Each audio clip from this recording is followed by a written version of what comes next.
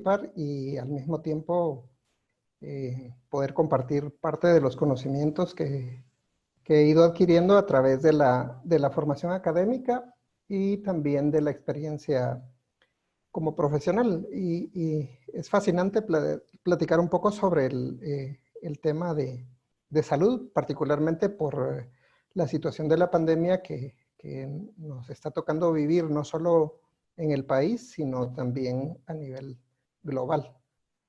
Si me apoya Carlos, por favor, con la presentación. Yo creo que aquí estamos.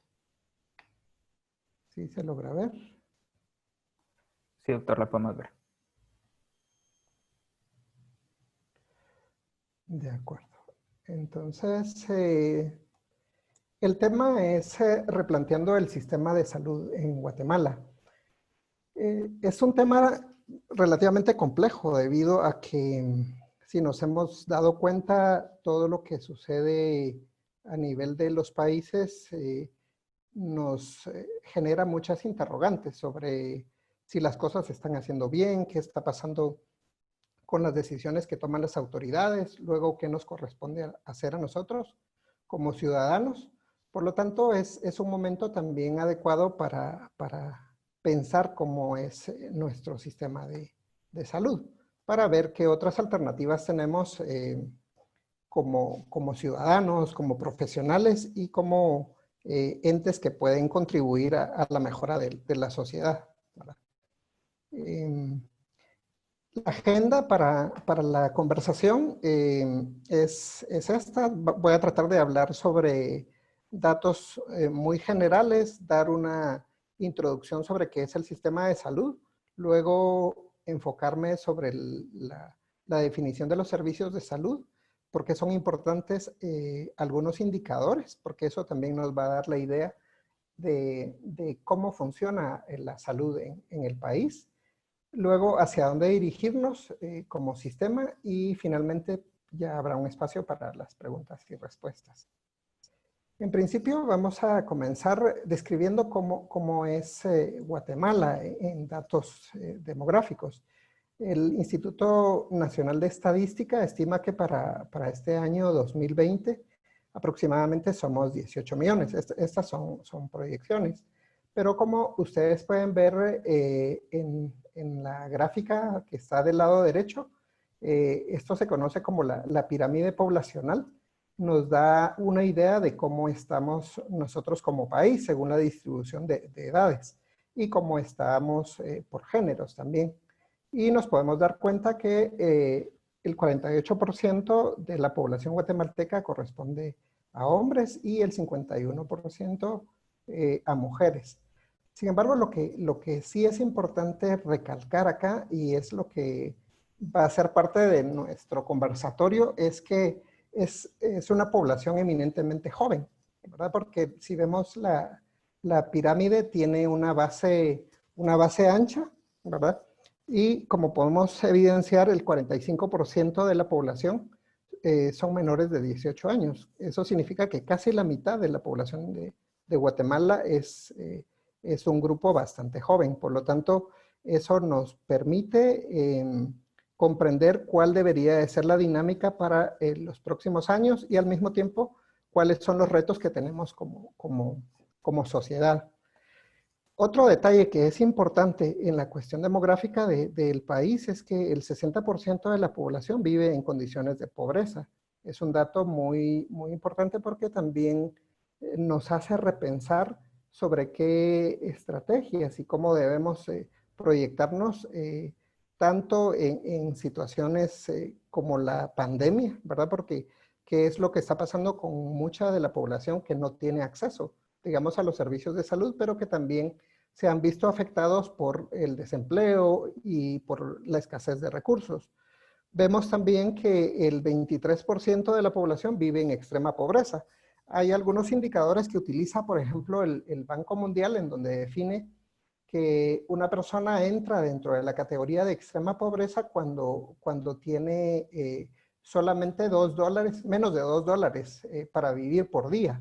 Y eso no es solo para una persona, sino es para la familia. Por lo tanto, es es una situación muy compleja, porque imagínense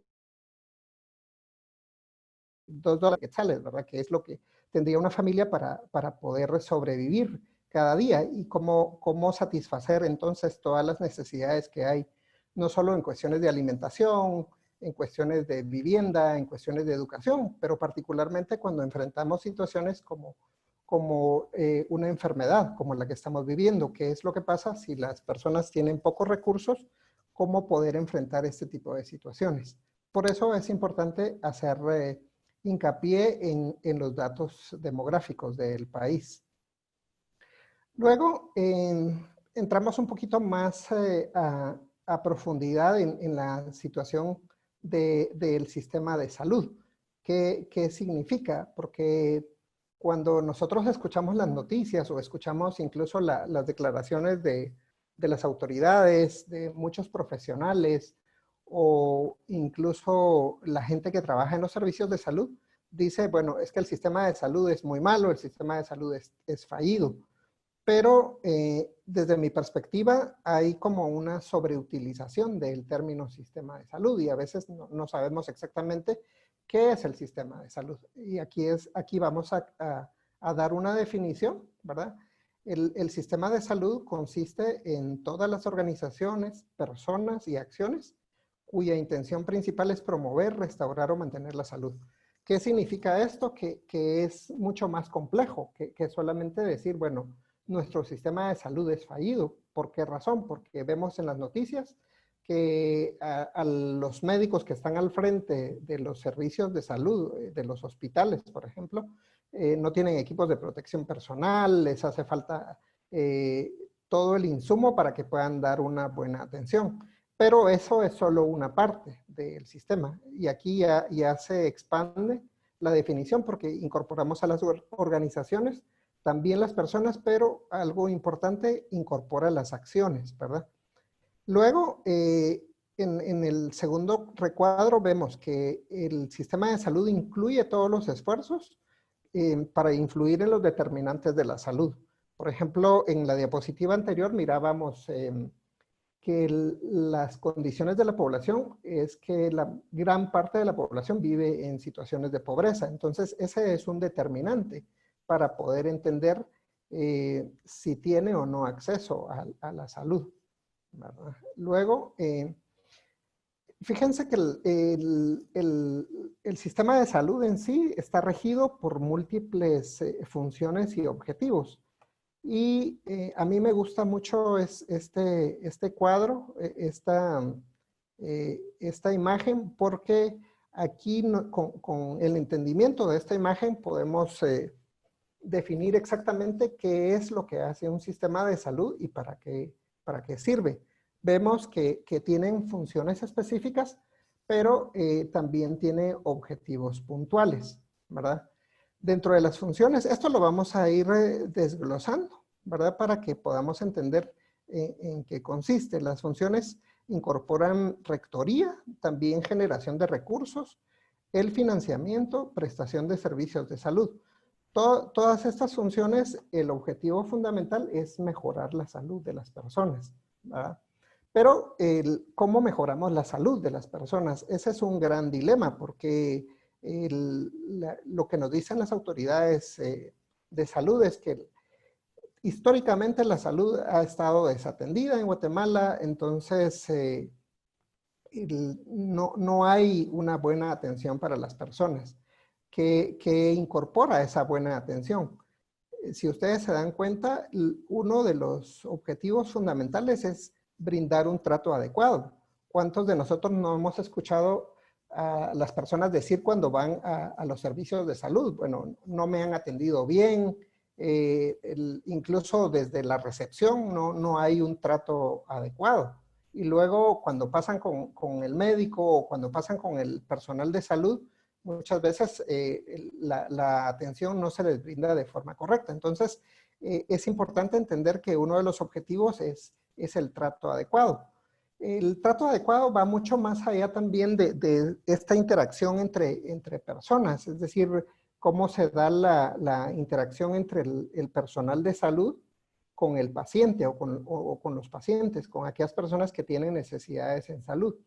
Esto incorpora, por ejemplo, cuando ustedes ven las noticias en cuanto al cómo las personas buscan atención en salud, uno se da cuenta de que hay personas que viajan, por ejemplo, de sus casas desde las 2 de la mañana para que los atiendan a partir de las 8 de la mañana. Están hasta 6 horas, están hasta 10 horas esperando para que les den atención. En otros hospitales, por ejemplo, hay personas que llegan desde la noche anterior a hacer fila para poder ser atendidos al día siguiente. Entonces ahí surge un cuestionamiento. ¿Será que hay un trato adecuado para las personas cuando los tiempos de espera son muy largos? Eso es una de las interrogantes que tenemos que hacernos. Luego, el otro punto que vemos acá dentro de los objetivos es la protección financiera. ¿Qué significa esto? Que hablábamos de que muchas de las personas no tienen suficiente capacidad financiera o económica para poder pagar, por ejemplo, una consulta médica. Entonces, pero no reciben una buena atención también en los centros de salud, en los hospitales o en algunas unidades. Se tiene que recurrir a pago de servicios, cuando muchas veces el sistema de salud debería de proporcionar esta atención que las personas necesitan.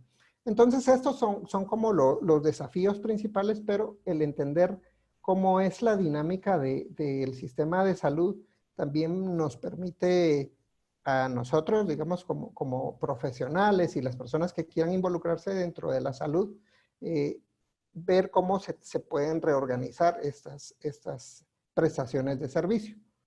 Luego, vamos a ver.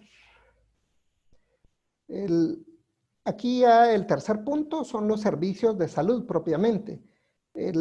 Aquí es importante hacer una diferenciación porque les hablaba que sistema es el conjunto de organizaciones, de instituciones, de personas, incluso de acciones. Y los servicios de salud es lo que habitualmente es lo más visible y es lo que normalmente vemos en las noticias. Por ejemplo, cuando dicen, bueno, el Hospital Roosevelt o el Hospital San Juan de Dios o algún hospital departamental está sobresaturado, es decir, hay muchas personas que están llegando a consultar, pero no hay suficiente recurso humano, no hay suficiente insumo, no hay suficientes medicamentos. Ahí nos estamos refiriendo a los servicios de salud en Guatemala, ¿verdad? Luego, cuando hablamos de servicios de salud, tenemos que hacer una diferenciación muy importante. Solo permítanme pasar a la siguiente diapositiva. Acá. Vemos que uno de los actores fundamentales de los servicios de salud es el Ministerio de Salud.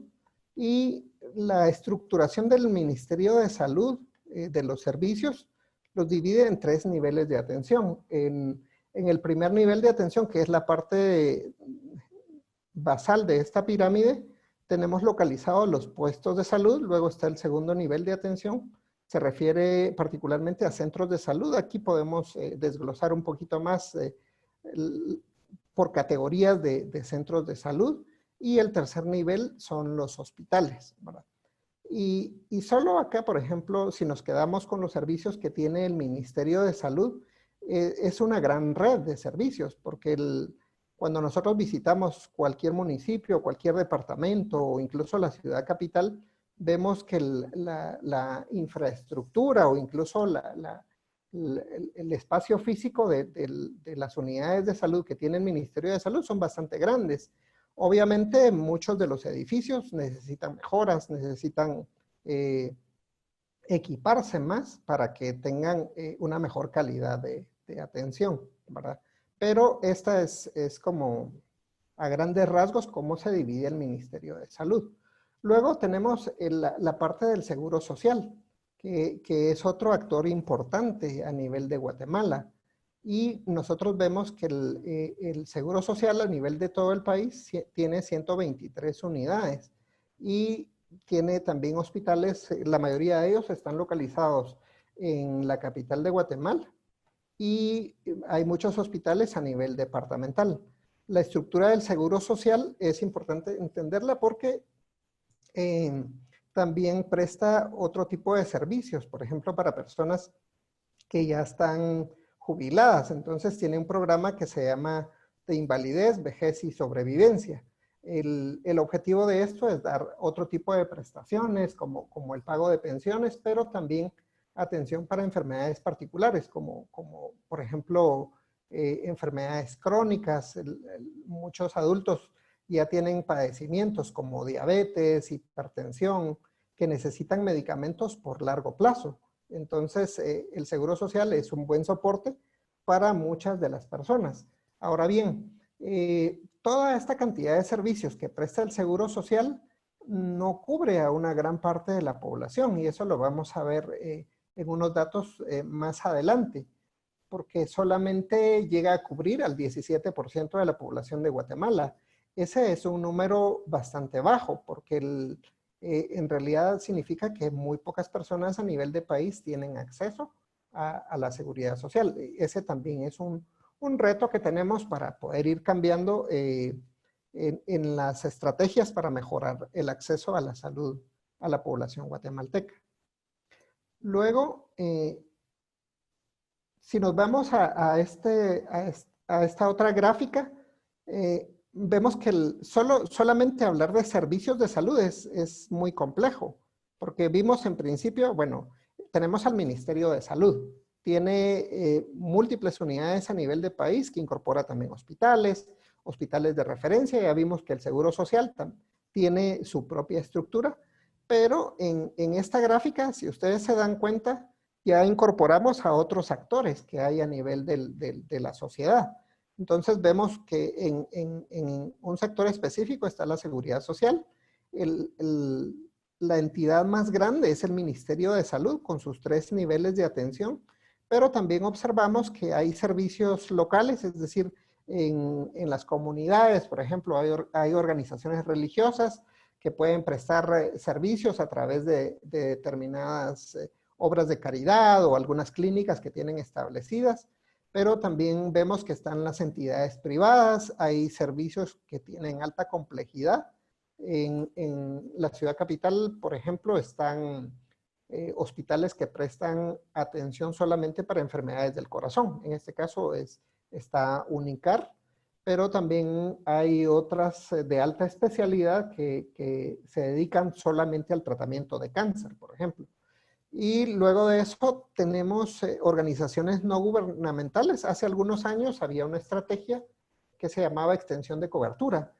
Con esta estrategia la idea era poder llegar a comunidades donde no llegaba ni el Ministerio de Salud ni el Seguro Social y prestar servicio de atención a las personas que tenían necesidades y que no podían ir hasta las ciudades, hasta los municipios, porque eran comunidades muy alejadas. Desafortunadamente, esta estrategia ha disminuido en los últimos años, porque han habido unos cambios, digamos, en la reestructuración de los servicios de salud. También observamos que las universidades tienen un rol importante en la prestación de servicios de salud, porque durante la formación, por ejemplo, de los médicos o especialistas, en determinado momento los profesionales van a muchas comunidades o van a hospitales a prestar sus conocimientos profesionales para dar atención también en salud. Pero no solamente en cuestiones de medicina, porque nos podemos ir a otras disciplinas.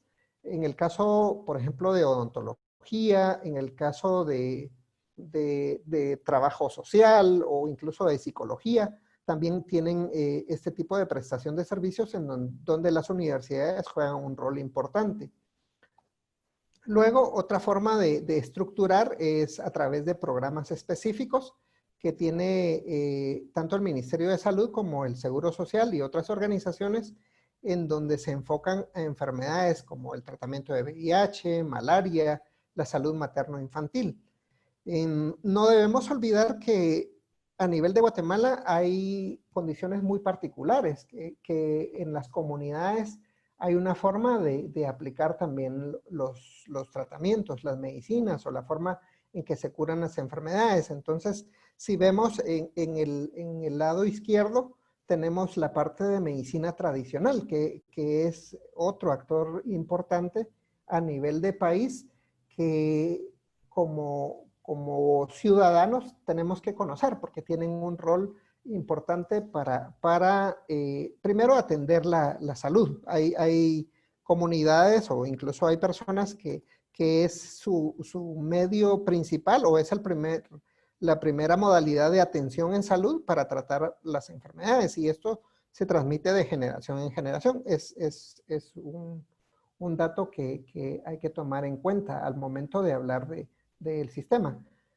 Regresando, digamos, a toda la estructura, vemos que es bastante complejo, pero es importante entenderlo porque una vez que se entienda ya es mucho más fácil empezar a discutir de qué es lo que se necesita para hacer cambios, dónde podemos trabajar, qué cosas se pueden hacer para mejorar ese trato adecuado, digamos, de las personas, para dar protección financiera a las personas. Entonces aquí ya vinculamos lo que les explicaba al inicio de cuáles son las funciones y cuáles son los objetivos de un sistema de salud.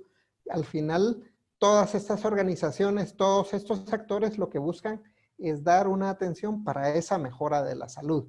Es decir, el discurso se mantiene en este sentido de ser como coherente en lo que se quiere para un buen sistema de salud. Siguiendo, esto es un escenario que obviamente esta es una imagen antes de lo de la pandemia. Aquí, esto es lo que se observaba en muchos de los servicios de salud. Ven ustedes la cantidad de personas que acuden a los servicios de salud, obviamente porque hay muchas situaciones de enfermedad que deben ser resueltas. Pero yo les decía al inicio de la conversación, muchas personas tienen que viajar una gran cantidad de horas, luego esperar para que sean atendidos y en muchas ocasiones no reciben la atención que se necesita porque a lo mejor no tenían una cita o a lo mejor les dijeron, mire, le vamos a cambiar la cita. Y esto es parte del desafío que tenemos, ¿verdad? Como estrategias que tenemos que generar para mejorar la salud de la población de los guatemaltecos. Acá vemos otras escenas mucho más,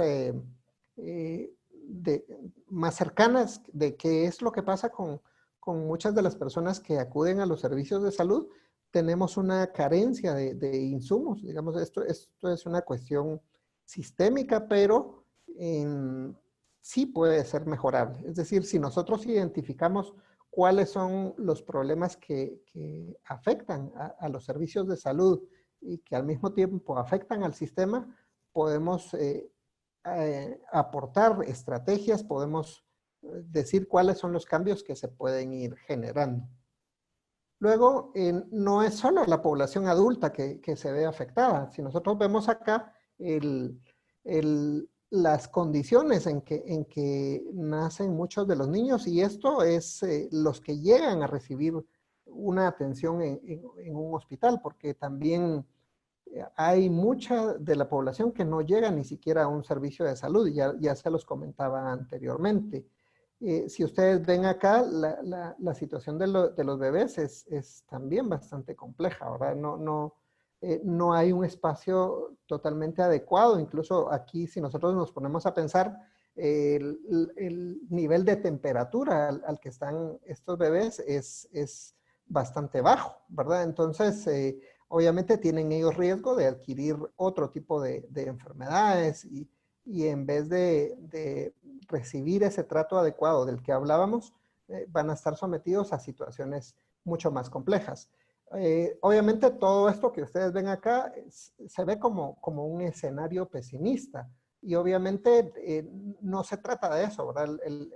La conversación es que nosotros a través de esto sabemos que podemos generar acciones que sean positivas para pensar en nuestros niños, pensar en nuestros adultos mayores, pensar en nuestra familia, pensar que puede ser alguien cercano a nosotros, y en base a ello ya nosotros generar estrategias en base al conocimiento que existe, ¿verdad?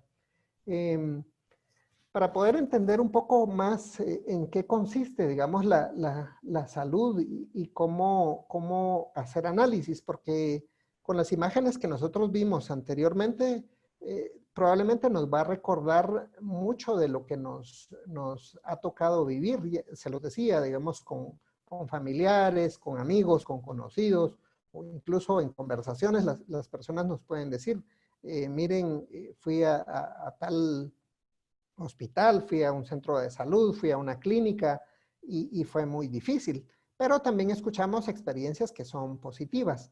Ahora bien, las imágenes y todo lo que nosotros observamos nos puede dar una idea de qué es lo que está pasando a nivel del sistema de salud. Pero una forma de poder entender correctamente cómo analizar, cómo interpretar todos estos escenarios es a través de una situación que se llaman los indicadores en salud. Con los indicadores en salud nosotros podemos tener una base más objetiva y en este caso es una base más científica para ver qué es lo que pasa con la salud, ¿verdad? Aquí en esta tabla yo les hago una presentación en donde se compara qué es lo que pasa en Guatemala comparado con países de la región, de Centroamérica. Y si nos vamos a la primera columna, vemos que nos habla de la esperanza de vida. En Guatemala tenemos una esperanza de vida de casi 74 años, pero si vemos en el caso de Costa Rica, la esperanza de vida es casi los 80 años, es decir, hay una diferencia de 6 años, ¿verdad? Obviamente como personas, como seres humanos, parte de nuestro anhelo es vivir más tiempo, ¿verdad? Es una condición natural. Obviamente tenemos que analizar, por ejemplo, esta esperanza de vida, ¿cuál es la calidad de vida? ¿Verdad? Porque ya vimos que si una gran parte de la población vive en condiciones de pobreza o vive en extrema pobreza, ¿cuál será esa calidad de vida si tenemos este tipo de esperanza de vida? Y todo esto como indicador nos sirve para ir entendiendo qué tenemos que mejorar, ¿verdad? ¿Cuáles son las áreas en donde nosotros tenemos que ir haciendo algunos cambios? Luego tenemos, por ejemplo, la mortalidad en niños y la mortalidad materna. No me voy a detener tanto en esto porque no se trata de hablar específicamente de números, ¿verdad? Pero quiero irme a la penúltima columna donde están los nacimientos atendidos por personal calificado. Si ustedes recuerdan la imagen de los bebés, en qué condiciones están, y uno dice, bueno, si esa es la situación de nuestros hospitales o de nuestros servicios de salud, ¿qué es lo que está pasando en las comunidades donde no hay personal calificado? Y por eso puse esta columna acá, en donde vemos que en el caso de Guatemala, el 62%, es decir, solo 6 de cada 10 mujeres que van a tener un bebé es atendido por personal calificado. Eso significa que 4 de cada 10 no van a tener una atención por alguien que está entrenado, por alguien que sepa qué va a hacer en una situación que haya una complicación. Y aquí tenemos otro reto, tenemos otro desafío, porque si nosotros nos vamos a un país que es cercano, por ejemplo El Salvador, aquí casi hace el 100% que es atendido por personal calificado. Y si nos vamos a Costa Rica, es el 99%. Es decir, tenemos una gran diferencia entre lo que está pasando en países que son vecinos al nuestro, ¿verdad? Y comparado con lo que tenemos en Guatemala. Voy a hacer una pausa acá porque Kevin está levantando la mano. Supongo que quiere hacer alguna pregunta. Carlos, no sé si me puede apoyar. Claro. Gracias.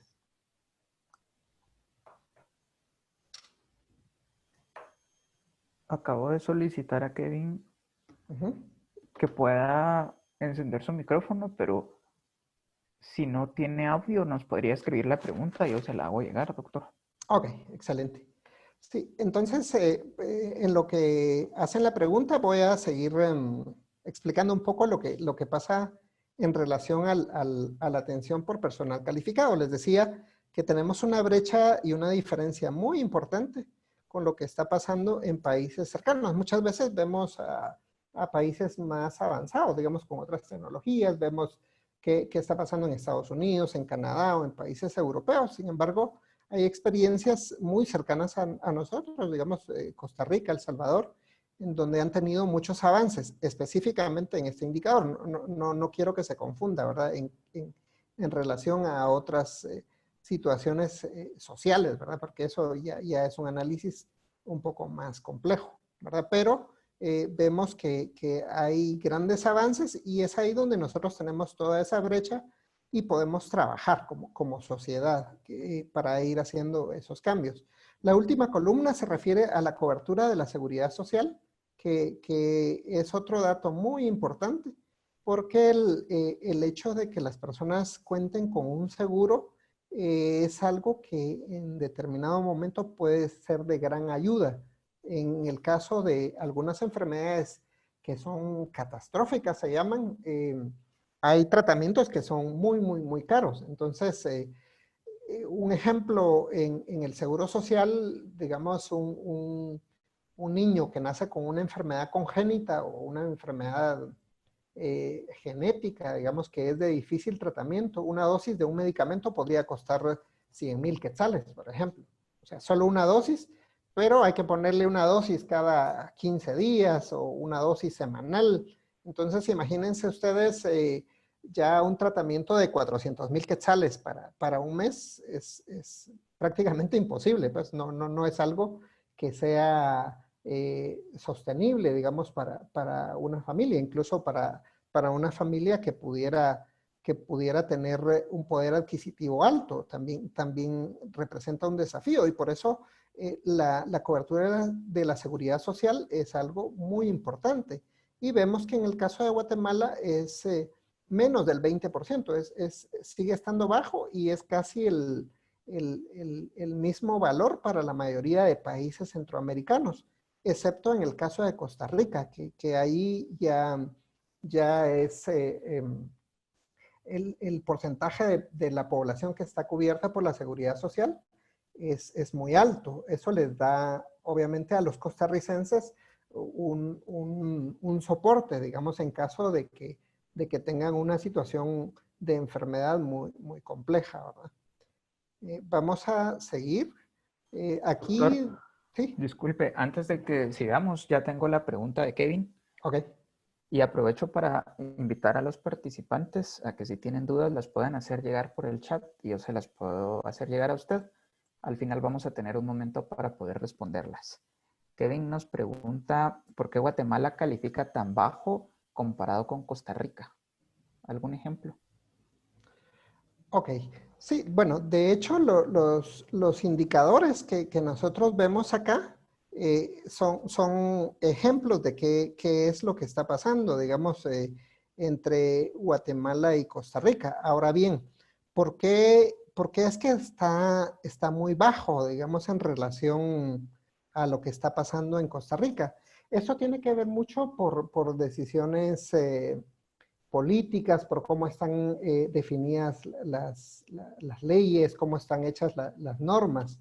Y es donde tenemos como una gran oportunidad, digamos, como ciudadanos, en donde podríamos nosotros trabajar. Obviamente, hacer este tipo de cambios requiere una preparación, digamos, no es algo que pueda hacerse así de forma fácil. Obviamente tenemos también otra situación en donde podrían decir, bueno, pero muchos de los que están involucrados en políticas, por ejemplo, o en política, no tienen una preparación adecuada. Es correcto, ¿verdad? Entonces tienen que cambiarse los estándares de qué es lo que pasa con las personas que se quieren involucrar en política, por ejemplo. Deben haber otro tipo de estándares, por ejemplo, de preparación académica, de otras competencias que puedan ayudar para que las leyes o las normas que van a regir a la población o que van a darnos una dirección sean las más adecuadas. Y esto es parte de lo que nos corresponde hacer, ¿verdad? Y digamos, como ciudadanos, pero aquí tenemos muchos desafíos, ¿verdad? Pero el mensaje aquí también es revisar un poco qué es lo que ha hecho Costa Rica, ¿verdad? ¿Qué estrategias han definido ellos para ir mejorando sus condiciones?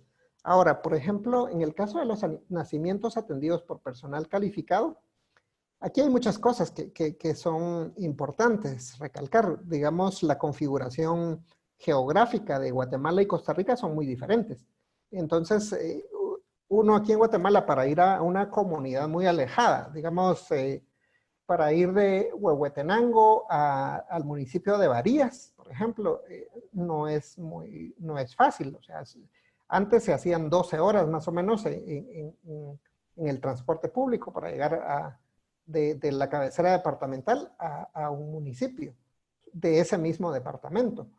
Pero en el caso de Costa Rica, por ejemplo, el país es mucho más pequeño y geográficamente no es tan accidentado como en el caso de Guatemala. Me refiero a que no hay mucha montaña, no hay como... Entonces el acceso es mucho más fácil. Las personas en este caso tienen servicios de salud más cercanos. Obviamente este es solo uno de los factores. Hay múltiples factores que pueden intervenir y explicar por qué nuestros indicadores son más bajos, ¿verdad? Comparado con lo que pasa en Costa Rica, ¿verdad? Vamos a seguir un poco en relación a a la densidad de los trabajadores en salud. Escuchamos mucho en el caso de la pandemia de que en los hospitales hacen falta médicos, hacen falta enfermeras, hacen falta terapistas, hacen falta muchos técnicos. Y eso obviamente es una información general. Y aquí tenemos otro indicador de qué es lo que está pasando a nivel de Guatemala, ¿verdad? Y otra vez comparado con otros países. Entonces aquí vemos que en Guatemala solo hay 12 trabajadores por cada 10,000 habitantes. Y si ustedes ven en la parte inferior, eso incorpora médicos, enfermeras, incluso comadronas, ¿verdad? Pero si nos vamos a Costa Rica es casi 3 veces más el número de recurso humano. Entonces, ahí nos da la pauta a nosotros que sí necesitamos más profesionales en salud, no solo médicos, no solo enfermeras, sino también otros profesionales con otras competencias. Y si nos vamos, por ejemplo, cómo están distribuidos los trabajadores de salud a nivel de país, por ejemplo, en el 2018 habían 21,500 médicos, más o menos, y eso nos daba un indicador de 11,6 médicos por cada 10,000 habitantes. Sin embargo, vemos que el 52% de esos médicos están en la ciudad capital, que significa que el resto de departamentos tienen que distribuirse la cantidad de médicos restantes, digamos, pero si nos damos cuenta en el tercer ítem, algunos departamentos hay menos de un médico por 10,000 habitantes, ¿ya? Entonces, hay que repensar mucho de lo que nos corresponde hacer, digamos, como sociedad, qué recurso necesitamos, qué personal necesitamos para los próximos años. Y aquí hay otro dato que nos dice que hay mucho de este personal en salud tiene múltiples empleos, porque también hay muchas personas que no se quieren seguir entrenando, no se quieren seguir formando porque no hay un buen estímulo, por ejemplo, en relación a salario. Y hemos escuchado en las noticias también que muchos de los médicos todavía no han recibido su pago en los servicios en donde están contratados y tienen que buscar múltiples formas o múltiples empleos para poder sufragar sus necesidades, ¿verdad? Ya llegando a la parte más o menos final de este conversatorio, surge entonces la pregunta, ¿hacia dónde dirigirnos como sistema? Porque tenemos un gran desafío, lo que vemos en las ciudades, lo que vemos en los servicios hospitalarios, en los centros de salud, en las unidades de atención, es solo una fracción de lo que está pasando en Guatemala. Ya les decía yo que hay muchas situaciones de pobreza, hay muchas situaciones de necesidad en las comunidades en donde los niños, los adultos o las personas que están en edad laboral no reciben ningún tipo de atención. ¿Qué es lo que tenemos que hacer? Entonces, aquí surgen algunos planteamientos. Esto es muy denso y obviamente aquí hay que trabajar muchísimo para poder venir y pensar cómo podemos cambiar nuestro sistema de salud. Aquí, por ejemplo, en el primer ítem dice, es necesario hacer reformas en el sistema de salud de Guatemala. Y esto es como un discurso que lo escucha uno con todas las administraciones del Ministerio de Salud o en todos los gobiernos. Dicen, bueno, hay que hacer reformas. Y se convierte otra vez en un discurso como repetitivo. Pero el entender cómo está el sistema de salud, con más o menos el esquema que yo les expliqué, hay una base que ya está establecida. No hay necesidad de hacer como cambios y reformar todo, porque desde mi perspectiva, es uno de los mayores errores de cada gobierno en decir, bueno, vamos a reformar todo y votan todo lo que las otras administraciones han hecho.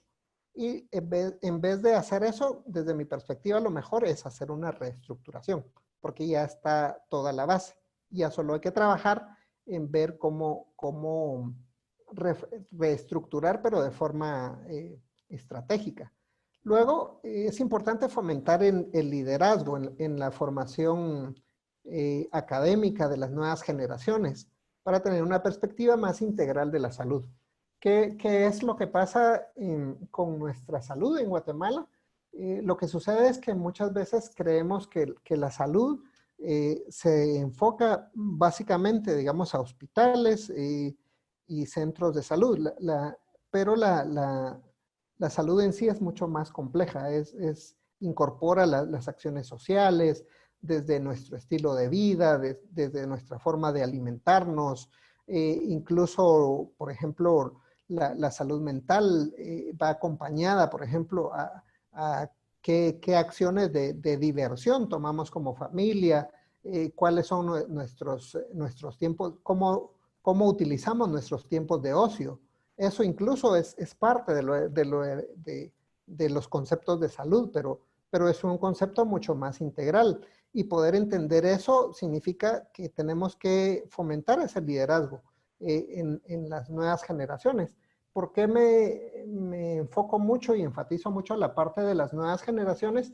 Porque si recuerdan la pirámide poblacional que vimos al inicio, casi la mitad del país son menores de 18 años. Entonces, ahí tenemos una gran ventana de oportunidad para que los jóvenes vengan y tengan otra perspectiva diferente.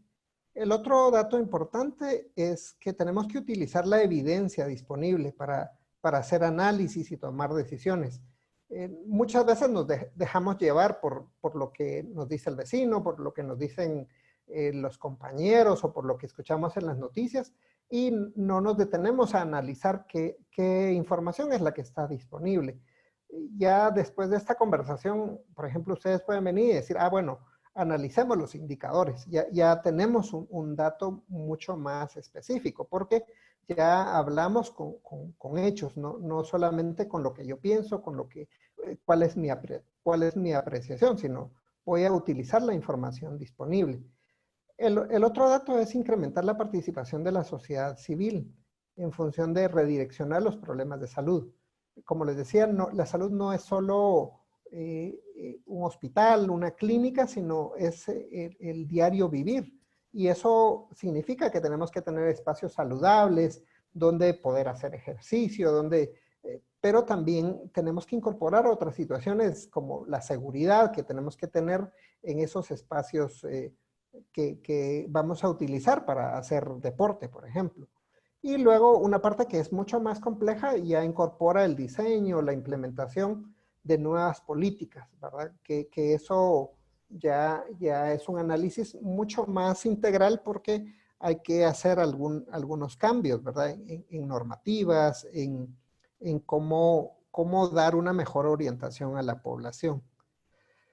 Posteriormente, y ya estos son como algunos de los mensajes finales y lo que tenemos nosotros como desafío es lo que viene en los próximos años. Y fíjense ustedes que algunos datos que a mí me llamaron la atención en una conferencia reciente que tuve con una de mis profesoras, comentaba, bueno, el promedio de graduados en estos años más o menos transitan en 11 empleos a lo largo de sus vidas. Eso es un dato muy revelador porque significa que no hay como una certeza laboral en muchos casos y eso es algo que afecta a la población guatemalteca. Y otro de los aspectos que son relevantes es que el conocimiento y la información se van duplicando cada año. Imagínense ustedes esa velocidad con que los datos y la información va emergiendo. Y por eso es importante que tengamos nosotros este nivel de análisis para poder digerir de forma correcta lo que va apareciendo y saber discernir qué información es relevante y cuál es no relevante. Ahora, en el tercer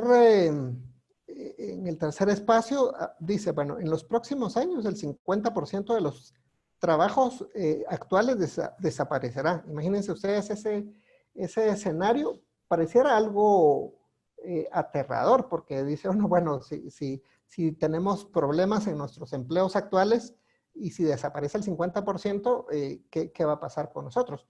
Sin embargo, el otro dato revelador es que el 85% de los trabajos de aquí al 2030 no han sido inventados. O sea, ahí es un reto para nosotros, ¿verdad? Eh, pero fundamentalmente, ¿cómo asimilamos nosotros este tipo de información? Que en los próximos años todavía hay muchos trabajos que no han sido inventados y entonces, ¿cómo nos preparamos para esa nueva etapa?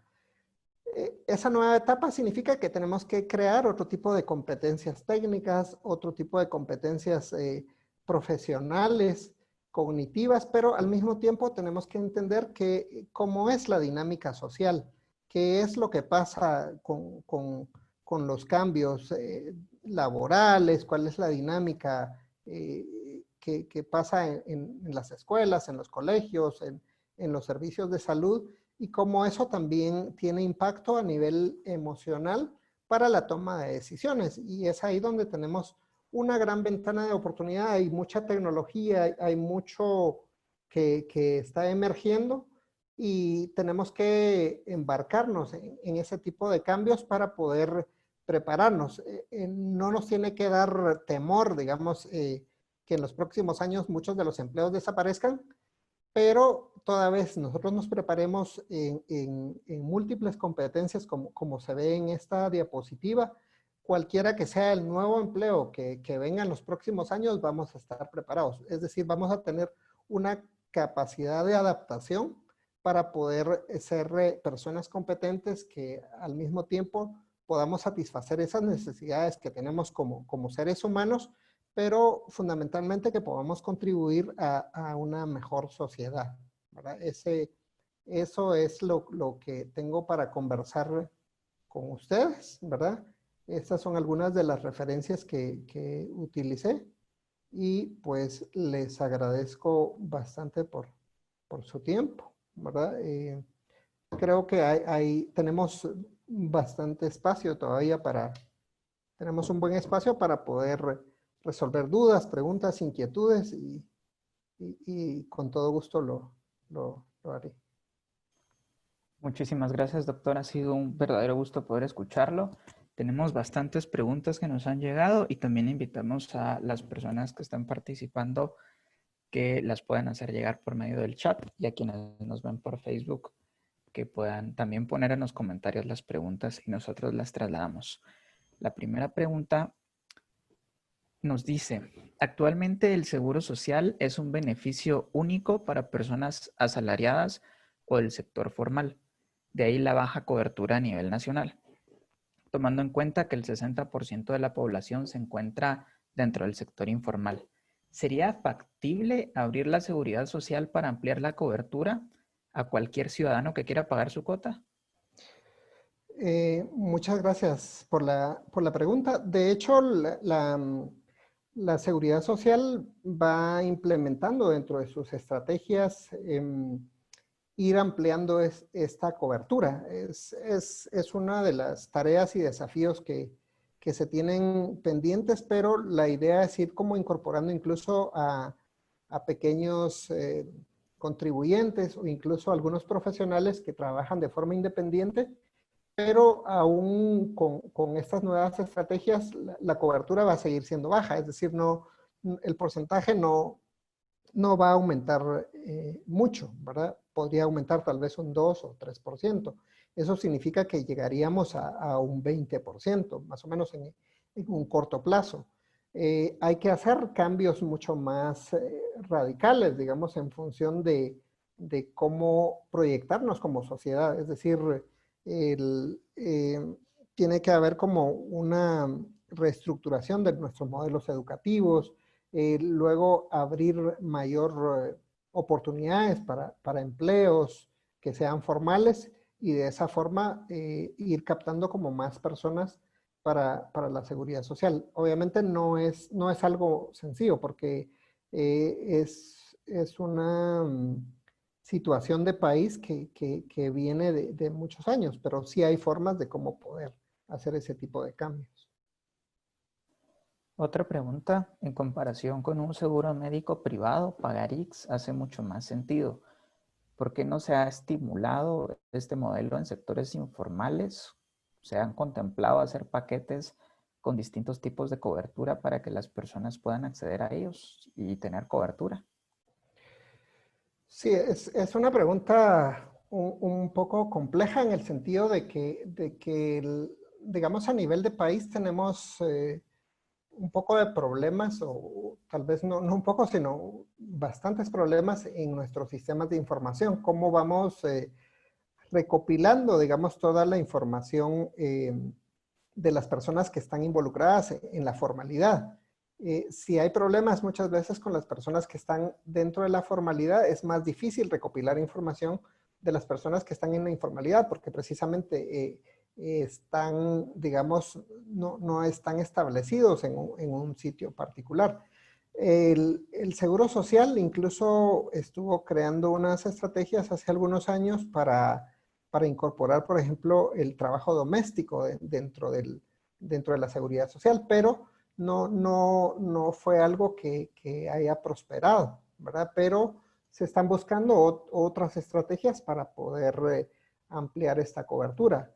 Obviamente el sector económico es un área muy difícil de entender y analizar y decir, bueno, cuántas personas van a registrarse, digamos, para que puedan acceder al seguro social. Pero sí, obviamente sí se está trabajando en esa parte. Los pasos son lentos, pienso yo, pero sí hay como estrategias para esa parte. Doctor, el COVID desnudó la precariedad de los servicios de salud, del sistema de salud en general, pero a nivel institucional, ¿qué lecciones nos deja la pandemia? Sí, sin duda el COVID vino a evidenciar muchas de las cosas que anteriormente la parte académica ya tenía documentada, porque incluso muchos de los datos que yo les presento acá son datos pre-COVID, digamos. O sea, y ya con la pandemia el asunto se hizo como más evidente porque pasó a la luz pública. Es decir, todas estas deficiencias y todas estas dificultades que habían en el sistema de salud ya se vienen arrastrando de mucho tiempo atrás. Obviamente las estrategias que vienen hacia el futuro deben ser como más, deben ser estrategias audaces, deben ser estrategias contundentes para saber qué es lo que se debe hacer. Y en principio lo primero es caracterizar, ¿verdad? Es decir, entender qué es el sistema de salud, cuáles son las áreas en las que se quieren trabajar. Porque si ustedes recuerdan las funciones o los objetivos de los sistemas de salud, hay áreas muy particulares. Es decir, podemos hablar, por ejemplo, en la generación de recursos, la generación de recursos abarca la formación de nuevos profesionales, nuevo capital humano, pero también en el uso de tecnologías. Hay países, por ejemplo, que utilizan cirugía robótica, por ejemplo. Aquí en Guatemala todavía no tenemos acceso a cirugía robótica y eventualmente puede ser mucho más económica. Y entonces ahí no tendríamos incluso problemas, eh, por ejemplo, de escasez de recurso humano, ¿verdad? O sea, pero esa es solo una alternativa, digamos, de muchas de las cosas que tenemos pendientes. Y no se trata de decir, bueno, con la tecnología vamos a sustituir lo que el ser humano hace. No se trata de eso, sino se trata de ir utilizando todas las alternativas posibles para mejorar la situación de la salud de la población. Desde Facebook nos llega una pregunta, un comentario y pregunta. Evidentemente las realidades de los países de Centroamérica son muy distintas en muchos factores. Estos factores interactúan entre sí y pueden ampliar o disminuir las brechas. ¿Considera viable realizar cambios en el sistema educativo guatemalteco? Bueno, no sé si es en el sistema educativo o en el sistema de salud, pero tal vez aprovechando el comentario, la interrelación, digamos, entre el sistema de educación y el sistema de salud es fundamental, porque el aplicar muchas de las reformas o muchos de los cambios o nuevas políticas en salud va acompañado de lo que hacen otros sectores y el sistema educativo es fundamental. Podemos hablar, por ejemplo, de muchos problemas de salud sexual y reproductiva que pasan a nivel de país y uno de los factores o uno de los actores esenciales para que la población se informe es el sistema educativo. Y el sistema de salud tiene que aprovechar, digamos, todas estas alianzas que pueden ser estratégicas con otros sectores sociales para mejorar las condiciones de salud. Y creo que es algo que tenemos de diferente con lo que están haciendo otros países, en donde hay como una mejor transversalización de las acciones de diferentes actores sociales, ¿verdad? Perfecto, sí se refería a salud la persona que hizo la Ok. pregunta. A mí me gustaría platicar un poquito y de pronto usted nos puede comentar también cuál es su perspectiva sobre este tema. A veces el gasto público pareciera no ser suficiente y tampoco racional, ¿verdad? Entonces, ¿qué sucede con esa burocracia, con la racionalización de los procesos? Digamos, muchas veces se tiene una mala imagen de los servicios públicos por temas de transparencia, por lo que puede suceder también alrededor del tema de sindicatos, pero ¿cómo se puede ir dando esa transformación para que la burocracia sea más eficiente y para que estos servicios y los recursos se utilicen o se presten de una forma más racional? Claro, igual la pregunta es muy interesante y responderla es complejo, pero obviamente hay que hacer una integración, digamos, de todo en parte de la conversación yo les comentaba sobre la información que se debe de tener. Incluso en la medida que se tenga más información de qué es lo que pasa en las unidades de salud o en los servicios de salud, se pueden hacer de forma mucho más, o se pueden optimizar el uso de los recursos. ¿Por qué razón? Porque el funcionamiento de las organizaciones está basado en planes anuales, en planes operativos que deben ir programándose. Y por eso vemos la dinámica, por ejemplo, del gobierno. Dicen, bueno, se va a proponer el presupuesto para el año siguiente. ¿Por qué se trabaja de esa manera? Porque se va utilizando la información que está disponible. Y entonces una de nuestras debilidades como sistema es que no hay eh, sistemas de información robustos.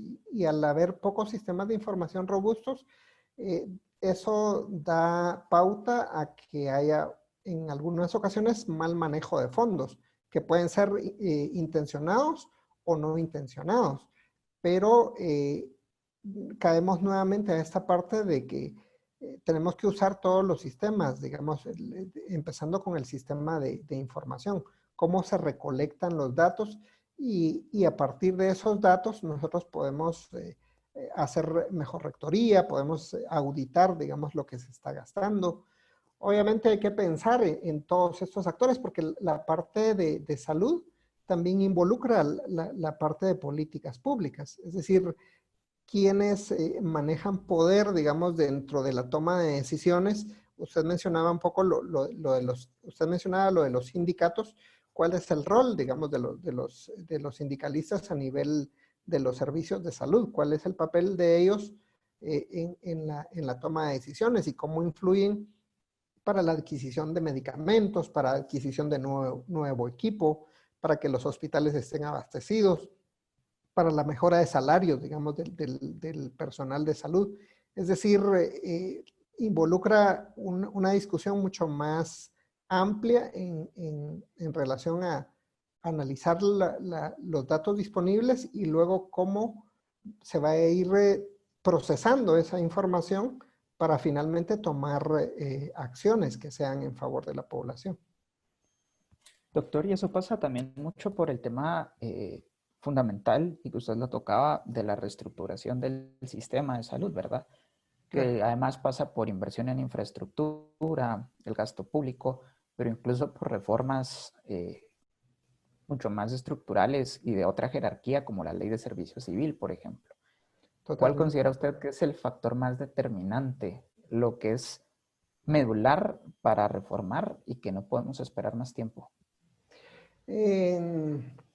Yo pienso que mucho tiene que ver con los actores, básicamente los tomadores de decisiones. Cómo los tomadores de decisiones van a utilizar ese conocimiento que está disponible.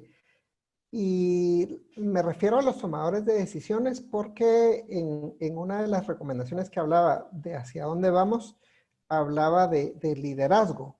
Cómo el liderazgo tiene un papel fundamental para darle una dirección diferente, digamos, a lo que pasa con el sistema de salud. El problema, y es desafortunado, digamos, para nosotros, es que no hay suficiente liderazgo.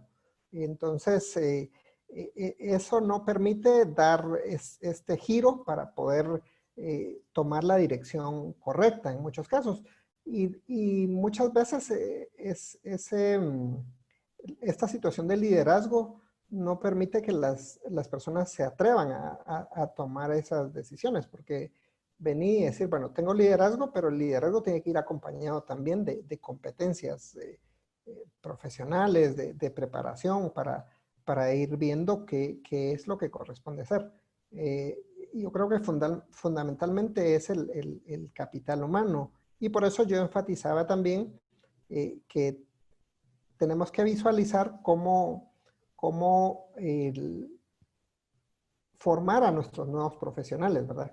Obviamente necesitamos acciones contundentes y rápidas también, o sea, respondiendo a lo que usted planteaba. Necesitamos tomar decisiones de forma urgente para atender esas necesidades de la población. Pero no hay una sola respuesta, desafortunadamente, ¿verdad? Pero es así como se podría visualizar esta parte, Carlos. Muchas gracias, doctor. Nos llega una pregunta. Hablando de optimización y de uso de tecnología, ¿es factible implementar el uso de computadoras y sistemas informáticos dentro del ICS para optimizar el funcionamiento y el uso de recursos? Sí, de hecho el Seguro Social tiene ya sus sistemas de información implementados. Obviamente los sistemas pueden ser mejorables, pero la idea es tener un sistema de información único a nivel de país, ¿verdad? Porque la parte de nuestro problema es que hay mucha segmentación de cómo se da la prestación de servicios. Y si ustedes recuerdan los datos que teníamos de Costa Rica, por ejemplo, el sistema de ellos es como más universal. No hay como tanta fragmentación o segmentación. Esa segmentación muchas veces hace que los esfuerzos se vayan duplicando. Es decir, el Seguro Social hace ciertas acciones y es lo mismo que está haciendo el Ministerio de Salud. Y hablamos otra vez de la escasez de recursos. Tenemos pocos recursos, por lo tanto tienen que haber para tener un sistema único de información. Eso sería lo ideal. Por el momento, cada subsistema, es decir, el Ministerio de Salud, Seguro Social, las entidades privadas van manejando sus propias bases de datos, sus propios sistemas, pero no necesariamente están como alineados para el manejo de indicadores, para el manejo de información. Y luego, pues hay que estar como reconfigurando esta información que cada uno de ellos maneja para poder acoplarlo a un sistema único. Pero eso lleva más esfuerzo, lleva más tiempo, más recursos, y entonces nos vamos entrampando, pero enfatizo esta parte de si tenemos una buena caracterización, ya sabemos cuáles son nuestras oportunidades para hacer esos cambios, y una de esas oportunidades es precisamente los sistemas de información que tienen todas las organizaciones o todas las instituciones que se pueden ir como alineando. Ese sería parte de lo que se puede hacer. Y no solamente en el sector salud, porque se integran otras instituciones. Por ejemplo, en el caso del RENAP, ellos tienen el registro de todos los nacimientos, ellos tienen el registro de fallecimientos. Esa información sirve también al sistema de salud, ¿verdad? ¿Qué es lo que está pasando? Sirve la información, por ejemplo, de salud para el Ministerio de Comunicaciones, por ejemplo, sobre la accidentalidad, cuántos accidentes pasan en las carreteras, cuántos son de motocicleta, cuántos son de vehículos. Eso también permitiría regular otro tipo de conductas que tiene la población, como uso de cinturones, uso de casco, y así podemos ir como extendiendo la conversación sobre cómo la transversalización que se requiere en ver la salud en su integralidad es importante, ¿vale? Muchas gracias, doctor. Vamos a proceder con otras 3 preguntas. Okay. Y una de estas es mía. Fíjese que hace unos meses tuve la oportunidad de estar en Aldea del Chico, en Retauleu. Okay. Y cuando llegué a Aldea del Chico, me puse a platicar con unos niños que estaban jugando y me estaban contando de su escuela, ¿verdad? Una escuela con condiciones bastante malas. Y les pregunté del centro de salud. Y desafortunadamente los niños no sabían qué significaba eso, ¿verdad? Entonces les pregunté qué hacían cuando se enfermaban y uno de ellos me respondió, en el rato me sacó una risa, pero en realidad es preocupante. Me dijo que le pedían mucho a Dios cuando alguien se enfermaba. Claro. No tienen acceso a salud, a ningún tipo de institución en realidad. ¿Cuál considera que debería ser la estrategia para poder ampliar esa cobertura? Yo sé que es una respuesta muy compleja, que pueden ser muchas estrategias que incluso tengan que ser sensibles a la cultura y a la región, pero pensando en estos niños de Retauleu, ¿cómo podemos trabajar como país, verdad? Para que tengan acceso a salud, a educación, a todos estos servicios que son básicos.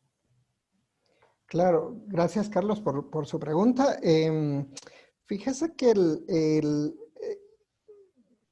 mm, yo he trabajado en esta parte de analizar cómo se puede reestructurar el sistema de salud, y en alguna administración tal vez ustedes tuvieron la oportunidad de escuchar eh, que las autoridades decían, bueno, necesitamos por lo menos 5,000 puestos de salud en las comunidades para poder llegar a la mayor parte de la población.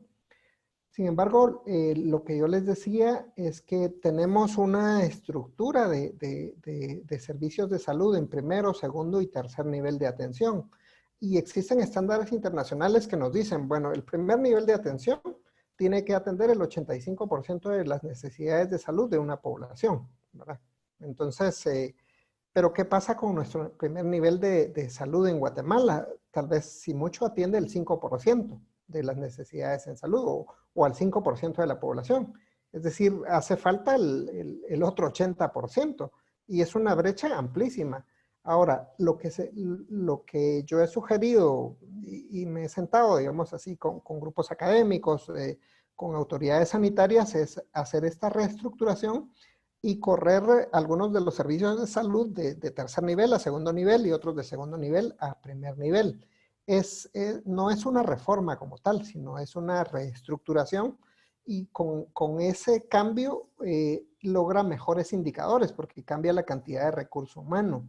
Y eso también le permite dar una financiación, es decir, el presupuesto que va a haber para estos distintos niveles de atención van a ser como más claros. ¿Por qué razón? Porque no tiene que mover cómo está estructurado en este momento. Es decir, puede dejar la financiación del tercer nivel para los 44 hospitales que hay, digamos, pero si hace ese recorrido de unidades de salud, a lo mejor puede dejar 7 hospitales de tercer nivel, pero que todos tengan la misma capacidad resolutiva, por ejemplo, del Hospital Roosevelt o San Juan de Dios.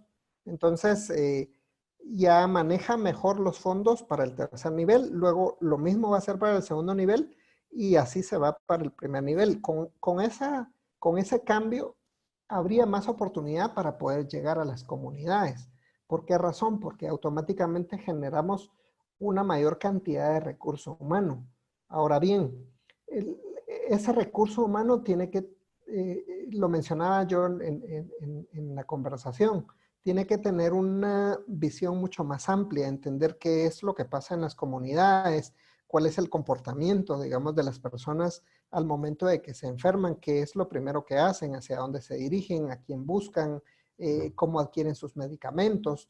Entender toda esa dinámica requiere también la incorporación de otros profesionales, escuchar qué dicen los sociólogos, qué dicen los antropólogos.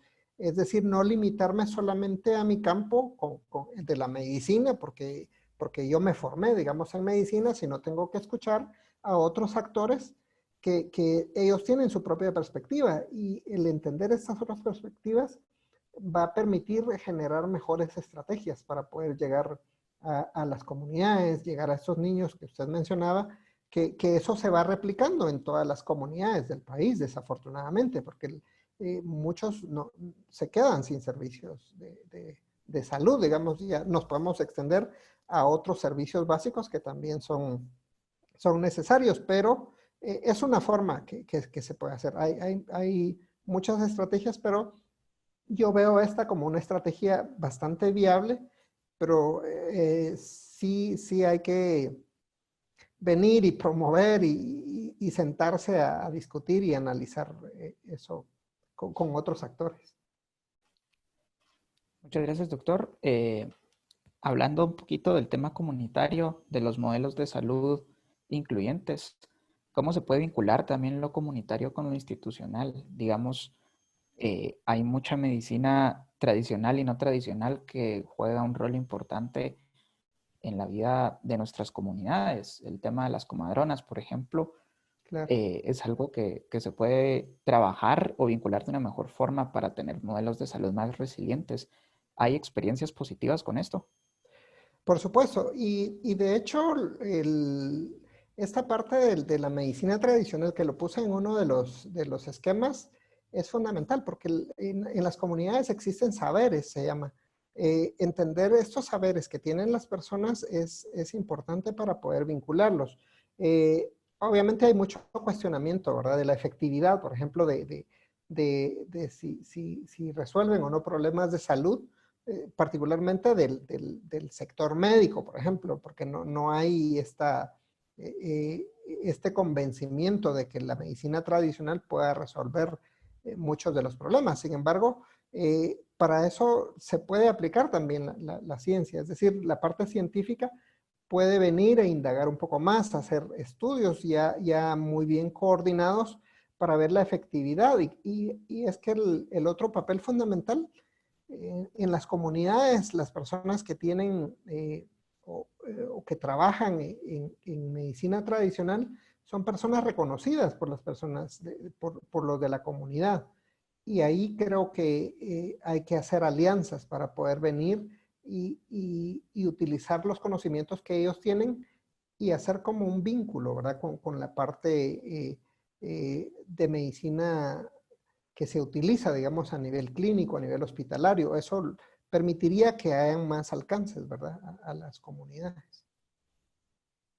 Muchas gracias, doctor. Y para finalizar, me gustaría hacerle una pregunta que es un poquito complicada de responder seguramente, porque podemos hacer mucho y podemos hacer poco a la vez, pero además de mantener el distanciamiento social, de tomar todas nuestras medidas, ¿cómo podemos apoyar al personal de salud? Nosotros los ciudadanos que no tenemos que ver con el sistema. En principio es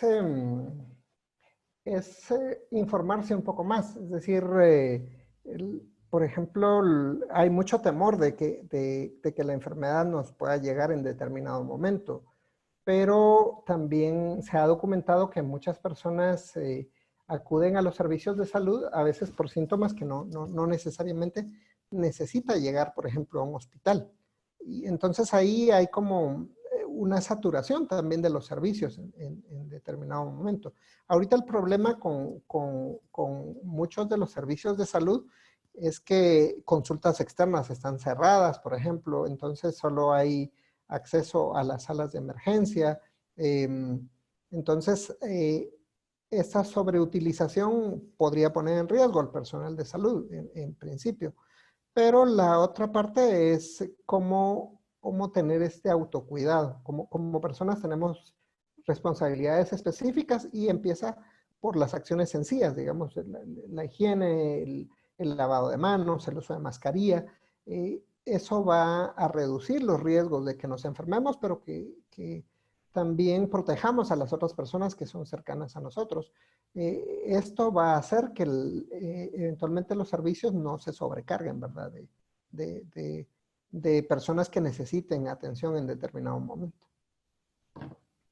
Perfecto, y disculpe el abuso, nos llega una última pregunta, se la leeré literal.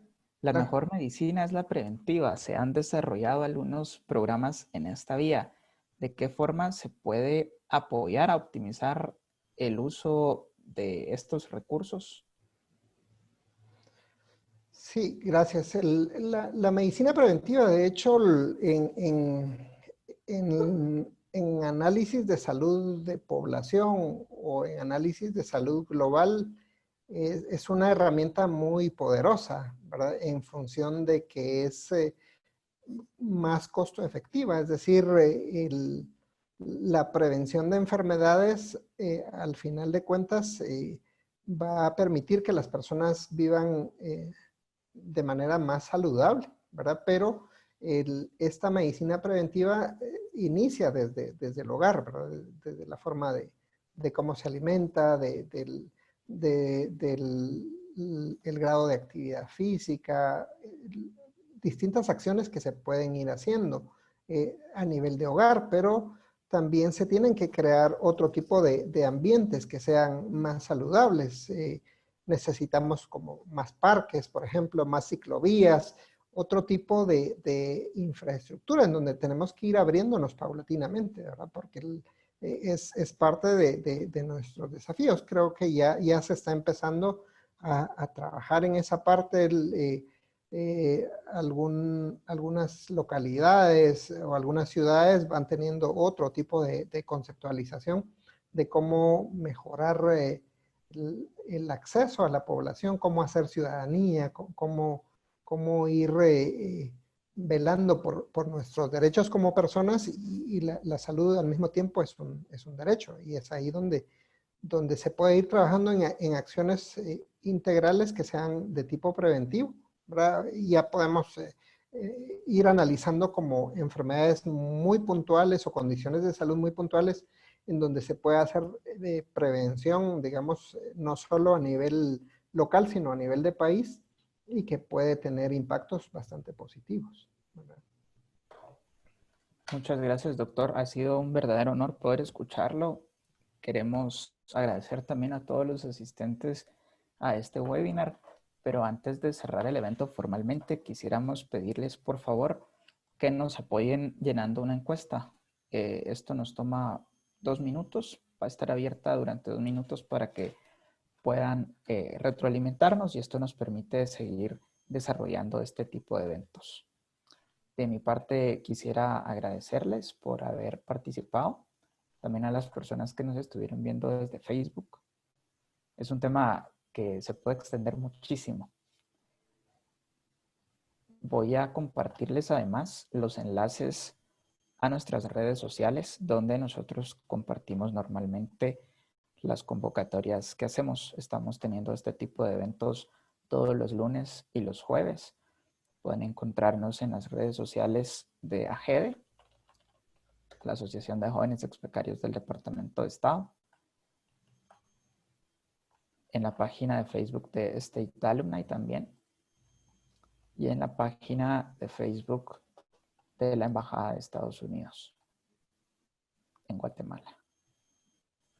Acabo de poner los 3 enlaces en el chat y también les quiero compartir que desde hace algunas semanas estamos utilizando un nuevo canal de difusión que es nuestro número de WhatsApp. Entonces, las personas que estén interesadas en recibir todas las convocatorias directamente a su teléfono, el procedimiento es el siguiente. Pueden agregarnos en sus contactos, esto es muy importante.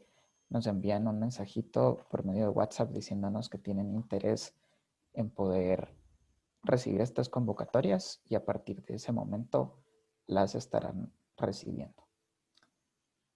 Tenemos todavía 10 segundos para poder contestar la encuesta y a mí me gustaría agradecerle a todas y todos los asistentes a este webinar replanteando el sistema de salud en Guatemala. Además, como ya les compartí, les extendemos la invitación a los webinars que se realizarán los lunes y los jueves a las 5 de la tarde. En la calendarización la pueden encontrar en los medios descritos anteriormente. En esta ocasión queremos agradecer a la Embajada de Estados Unidos en Guatemala por el apoyo en la realización de estos eventos, pero en esta ocasión un agradecimiento muy especial al doctor Nehemías Calel por compartir con nuestra comunidad y por esta excelente exposición.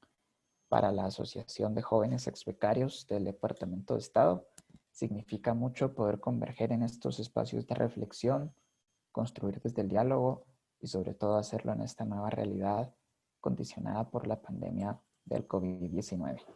En nombre de AGEDE les reiteramos nuestro agradecimiento y les deseamos una feliz noche.